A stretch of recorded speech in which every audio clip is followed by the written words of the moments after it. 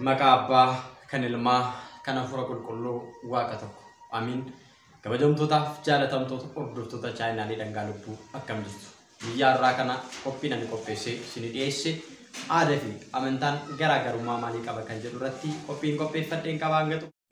Aadaa fi amantiin yaa'u hojjumaan deema. Namni aadaa hin qabne amantiin qabu. Aadaa fi amantii waliin dhiibu. Namoota takkumaan waanuma ofiitti da'atanii deeman malee kuni aadaa gadaan dhiibus moti gadaan waggaa 8 deema. Gadaan miseensa 5 tura inni walii dabarsee bulchiisa jechaadha gadaan. Kun immoo amantii keeti. Kuni maaliifi amantii fi bulchiisni waliin dhiibu. Nuummoo akkuma beeta kiristaanatti akaakilee abaabileen keenyaa'u amantuma kana kabaja jechaadha. Akaakayyuun kiyyaa abbaan abbaa kiyyaa ani hin dhaqqabne waggaa 100 olii hanka'anii kiristaana abboo cuqaalatti ka'anii abbaan kiyyaas akkasii obboleechi sunduu kanuma. Kanaaf amantiin duudhaan kun akaakilumarraa dhufte malee har'a waan ani uumee moti jira. Kanaafuu ani waa'ee sirna gadaatii fi amantiin kun waa wal dhiibuun qabu. Kanaafuu wannan amanee itti deemeef abboo beeta kiristaana keenyas dhaabne 1994 irratti dhaabne kun isa gaggeessaa irraa abbaan keenyas achumatti awwaalame oduu beeta kiristaanni Sillaaseen hin galini hin amanne jechaadha. Kanaaf kun amantiin keessa jira. Laphee keessa oo jiraate immoo abbaa fe'ee jijjiiruu hin danda'u. Abbaa fe'ee haasa'eedhaan jijjiiramtu. Kanaafuu amantiin keenya durumaaf dhiiga keenya keessatti nam'ee akaakiyyee kiyyaa fi dhiiguma saniin dhaladhe jechaadha. Kanaafuu dhiqamuu hin danda'u. Homaa waan rakkisu hin qabu. Namoonni hunduu maaliif akkatti abbaan gadaa amantii kana gaggeessaa maal maalan jedhuun jiran.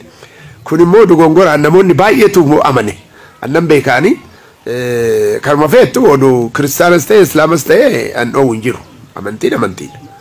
Kanaaf namoonni dogongoraa waan haasa'aniif kanarraa os deebisanii fuuldurumaafuu waan amanassan sirriitti qabatanii akka akkuma yaada isaan irraati hubattanitti ani amantaa kiyya nan kabaja. Amantaa fi yaadaan waliin dhiibu, waliin tuqu, waliin miidhu.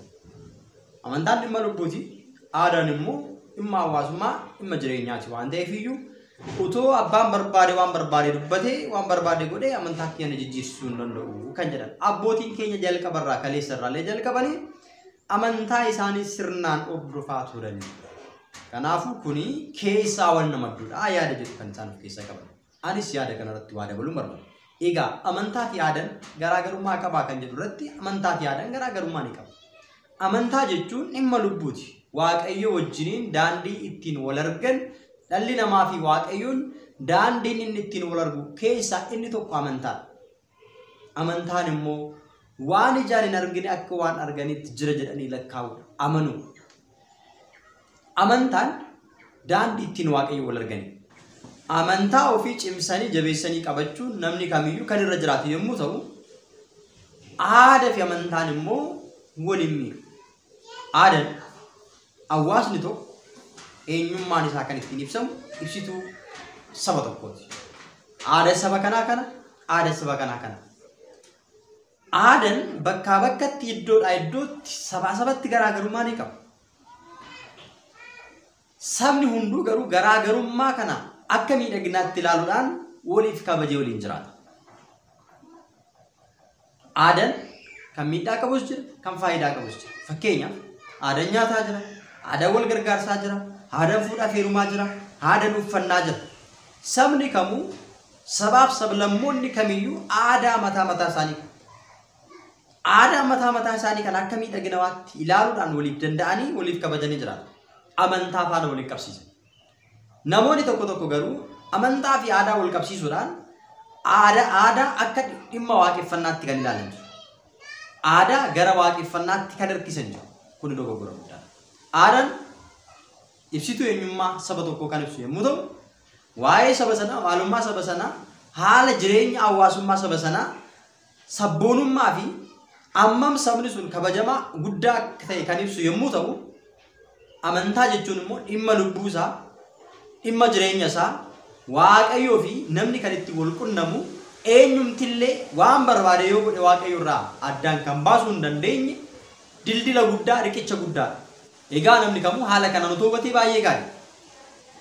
Namoonni baay'een garuu aadaa gara amantiitti fidanii amantaa gara aadaatti fidanii waliin borcanii kan ilaalan kan waliin wal maksiisanii wal ibsisan waan jiraniif waan akkasii irraa otoo qusanneen yaada gaarii haa ta'u mee abbootiin tokko yaada isaan kaasan keessaa dhimmoota ijoo tokko akka fudhannee ni jira. Mee abbaa gadaa Dr. Agan namni tokko mootummaa waaqayyootti galuu kan danda'u yoo maal godhe dhimma jedhu irratti yaada mataa isaanii kaasan waliin dhaggeeffannee deema. Warri moora laalanuu fi warri gorsanuu mootummaa waaqaan dhaalan waan jettu macaafa keessa beeka waan ta'eef an kanaafuu wanti waan san duuchaa hojii hin dandeenye hin godhanne ammallee kana godhadhuu naan jedhanii jennaan kana godhatu uummanna dhiigaa foon waaqaa nyaadhee dhiiga waaqaa unee amma deebi'ee dhiiga kormaa korbeessaatti ittiin deebi'u jedhee ka'ee as dhufe dhaddee tana dhufe kuni waan mi'a waaqaa kanaan dura beekuu fi waaqi na waliin jira waaqi isin waliin jira analle isinille waaqi waliin jira kanaa fi karraa fi yaanni waaqaa walitti waan hin teeneefi garba nama lamaa namii ta'ee waan hin dandeenyeef garbicha karraa teetanu garbummaa waaqaa jalaa amma baatanii heger immoo garbummaa bara baraatti galtanii kanaafuu kana fi eegadha jedhedha. Yaadota isaan kaasan keessatti namni tokko mootummaa waaqayyootti galuu kan danda'u yoo maal godhe dhimma jedhu irratti namni moorarraa hammeenyarraa dabarraa horii jaalachuu irraati deebi'ee waaqayyootti amanuun akka irra jiraatu dabalataan immoo dhiigaa fi foon waaqayyoo nyaachuudhaan jireenya bara baraa argachuu akka danda'u cimsanii waan irraati hubatan lafa kaanii jiru. Nama meeqatu kan oolu? Namni hammeenya irraa addaan ba'ee cubbuu isaa himatee gaabbii galee gara waaqayyootti deebi'uudhaan fooniif dhiiga waaqayyoo fudhatee jireenya bara baraa argachuu akka danda'u meeqaan namootatu amanee jira. Macaafa qulqulluu irratti wangeela Yohaannis boqonnaa 6 lakkoofsa 50 irratti dhugumanis ni jedha namni foonii fi dhiiga kiyyaa hin nyaanne jireenya bara baraa argachuu hin danda'u. Foon koo kan nyaate dhiiga koo kan dhuge jireenya bara baraa argata. Jireenya bara baraa argachuuf mootummaa waaqayyoo dhaaluudhaaf jireenya bara baraa kan namaaf kennuu danda'u waa'ee biyya lafaa yaadu, waa'ee maallaqaa, waa'ee beenyaa, waa'ee qarshii yaaduu osoo hin taane waa'ee isaa yaadu foonii fi dhiiga waaqayyoo hin taane jiraachuun mootummaa isaa akka nama dhaalchisuu danda'u ni dubbata. Garbichi tokko gooftaa lamaaf hin ajajamu jedhanii yaada isaanii keessatti kaasu. Biyya lafaadhaafis ajajamaa, biyya lafaadhaafis jiraachaa, waa'ee biyya lafaa raawwachaa, waan biyya lafaa raawwattu raawwachaa, cubbuu raawwachaa waaqayyo wajjin nan jiraadha jechuun hin danda'amu. Yaada jedhu of keessaa qabu. Kanaafuu hundi keenya yaada ijoo kana fudhannee qalbii keenya jirachuudhaan foon dhiiga waaqayyoo fudhachuun garbicha daabiloos ta'uu dhiisnee garbicha waaqayyoo taanee jiraachuun barbaachisaa akka ta'ee fi hanga bara baraatti jireenya kan nuuf kennuu danda'u ta'uusaa namni kamuu hubatee yaada isaa qalbii isaatiin gara waaqayyootti deebi'ee jiraachuun barbaachisaadhaan dhaamsa qophii keenya irratti xumura irratti walaloo gabaabduu tokkos jette.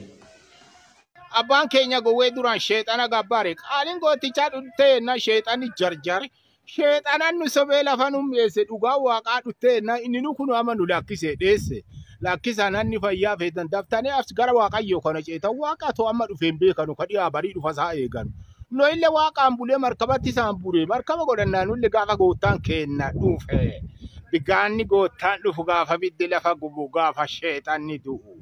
Sheexana walloltee itti araarame isa araarante inni gara fi si deeffate qofa si galaafati. Akkuma dhageessan yaadni kun yaadee jiru. Seexanaan walloltee ittiin araarame. Itti araaramte taana gaafas duutii. Kanaafuu egaa namni baay'een qalbii jijjiirratee biyya lafaarraa fagaatee gara waaqayyootti erga deebi'ee booda gaabbee gara hojii isaa jalqabaa kan dhaabiloos jaalatutti gaafa deebi'u egaa lubbuu isaa irratti akka murteessi beekuun barbaachisaadha. Kanaafuu hundi keenya maal gochuutu nurraa eegama. Yaada qalbii keenya jijjiirrannee erga biyya lafaa tuffannee gannee keessaa baanee waaqayyotti amannee booddee deebinee gara biyya lafaatti akka hin deebine of eeggannoo gochuun barbaachisaadha. Macaafa qulqulluu irratti Seera uumamaa boqonnaa 19 lakkoofsa 17 irratti gara duuba kee gara booddee kee hin ilaalin jedha. Gara cubbuu kee jalqabaa, gara yakka kee, gara hammeenya kee isa jalqaba keessaa baatee waaqayyotti amanteetti hin deebiine jedha. Egaa abbootiin umuriin isaanii akkaataa kanaan deeme kun gaafa yaada gaarii fi macaafa qulqulluu keessa burqisiisanii gara waaqayyotti deebuu isaanii ibsan aniif isin dargaggeettiin si'anaawu maal hojjechaa jirraan yaada gaafii hunda keenyaa ta'utu irra jiraata. Macaafa lallabaa boqonnaa 12 irratti bara dargaggummaa kee baroonni natti dhufu jettee yaada otoo sitti hin dhufin bara dargaggummaa keetti uumaa kee yaadadhu. Kanaafuu bara jireenya keenya guutuu waaqayyo wajjin dabarsuudhaaf bara dargaggummaa keenya bara jireenya keenya guutuu waaqayyoodhaaf kenninee kan waaqayyo taane jireenya bara baraa argachuudhaaf of murteessuun barbaachisaadhaan namsa qophii keenyaati. Viidiyoowwan irraa keessaa waa hedduu akka hubattan abdiin qaba. Qophii itti aanutiin hanga walitti deemnutti nagaan tura. Maswaatan Egzaabeer.